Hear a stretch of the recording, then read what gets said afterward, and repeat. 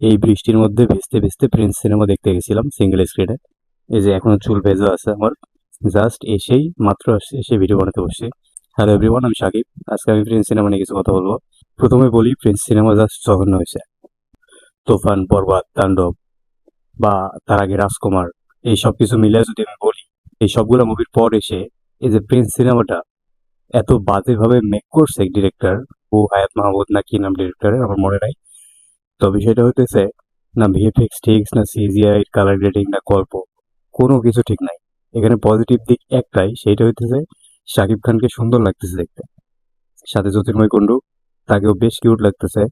তাসনিয়া পারিনীর চরিত্র খুব ছোট ছিল, বাট তাকেও সুন্দর লাগছে, এতটুকুই।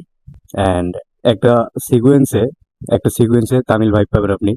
বাট সিনেমা ঘোষণার আগে আমরা জানছিলাম যে এটা হবে 90s-এর একটা গ্যাংস্টারের গল্প, যেটা ঢাকা কেন্দ্রিক, মানে আমাদের ঢাকার আন্ডারওয়ার্ল্ডের গল্প হবে। কিন্তু মুভিতে সেটা আমরা দেখতে পাই না, কারণ এখানে বিভিন্ন লোকেশনে শ্যুট করছে। বোঝা যাইতেছে যে কলকাতার একটা জায়গায় শ্যুট হয়েছে, এখানে ওখানে শ্যুট হয়েছে, মানে সব মিলে আপনি বুঝবেন যে এটা ঢাকার বাইরে। যদি ঢাকার গল্প হয় তাহলে সেটা মেলানোর ক্ষেত্রে অবভিয়াসলি ঢাকায় শ্যুট করতে হবে, তাই না? অ্যান্ড গল্পগুলো এত এলোমেলো, আপনার আসলে বিরক্ত লাগবে। আপনি যদি সাকিব ফ্যান হয়েও থাকেন, তারপরেও জাস্ট বিরক্ত লাগবে, আপনার ভাল লাগবে না। সব এলোমেলো ভাই, সব এলোমেলো।